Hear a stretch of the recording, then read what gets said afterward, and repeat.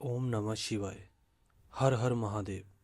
श्रोताओं, पिछले अध्याय में हमने सुना था कि कैसे वर्षों के सोमवार व्रत के बाद एक ब्राह्मण दंपति को पुत्र की प्राप्ति तो हुई, लेकिन उसी पुत्र की आयु केवल 16 वर्ष लिखी गई।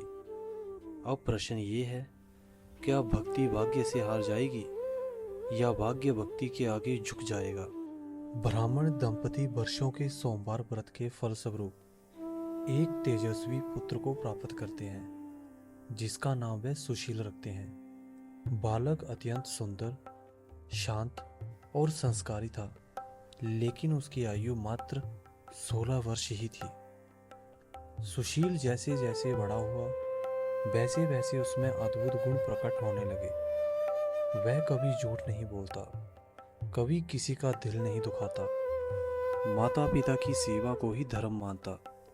सबसे बड़ी बात, उसे भगवान शिव से अनायास प्रेम था। वह छोटे हाथों से शिवलिंग पर जल चढ़ाता और भोलेपन से कहता, हे भोलेनाथ, आप मेरे पिता हैं। जब सुशील को अपनी अल्प आयु का ज्ञान हुआ तो वह भयभीत हो गया। उसने कहा, पिताजी, जो जीवन मिला है उसे मैं शिव चरणों में अर्पित करूंगा। उस दिन से उसने प्रत्येक सोमवार व्रत रखना शुरू किया। उपवास में वह केवल जल और फल लिया करता, बेलपत्र, धतूरा, आक चढ़ाया करता, दिन रात ओम नमः शिवाय का जाप किया करता। उसकी भक्ति निष्काम थी, ना जीवन की लालसा, ना मृत्यु का भय। समय अपनी गति से आगे बढ़ता गया। सुशील का 16वां वर्ष निकट आ गया। माता पिता की रातों की नींद उड़ गई। वह हर पल डरते, आज नहीं तो कल। लेकिन सुशील शांत था, मानो उसे अपने प्रभु पर पूर्ण विश्वास हो। उसने कहा, यदि मृत्यु आएगी तो वह भी शिव नाम लेते हुए आए। जिस रात्रि सुशील की आयु पूर्ण होनी थी, वह शिव मंदिर में बैठ गया। चारों ओर दीप जल रहे थे, वायु में मंत्र गूंज रहे थे। उसी समय यमराज के दूत प्रकट हुए। वह सुशील के प्राण हरने आगे बढ़े, पर सुशील शिवलिंग से लिपट गया, आंखें बंद कर ली और ऊंचे स्वर में बोला, हे महादेव, यदि मैं आपका हूं तो मेरी रक्षा कीजिए। अचानक शिवलिंग से तेज प्रकाश प्रकट हुआ। धरती कांप उठी, आकाश में डमरू की ध्वनि गूंजी। भगवान शिव स्वयं प्रकट हुए। उनकी जटाओं से गंगा बह रही थी। नेत्रों में करुणा और क्रोध दोनों थे। उन्होंने यमदूतों से कहा, यह मेरा भक्त है, इसके प्राण लेने का अधिकार किसी को नहीं है। यमदूत भयभीत होकर यमलोक लौट गए।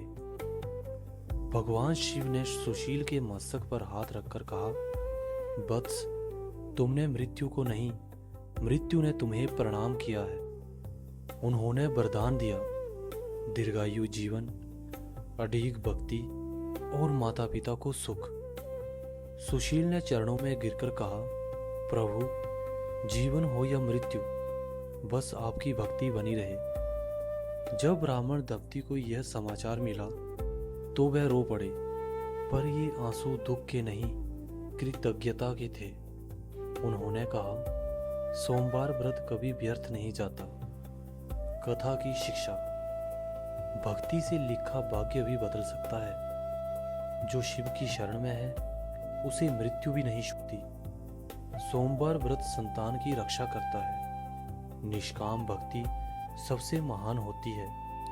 जो व्यक्ति भक्ति और श्रद्धा से भगवान शिव का व्रत करता है, उसे उनकी कृपा मिलती है। शिव की कृपा से जीवन में सुख शांति आती है, परिवार में प्रेम और सौहार्द बढ़ता है, धन संपत्ति में वृद्धि होती है, स्वास्थ्य में सुधार होता है और मनोकामनाएं पूरी होती हैं। जो लोग कठिनाइयों, ऋण या पारिवारिक तनाव से जूझ रहे हैं, उनके लिए यह व्रत बहुत लाभकारी है।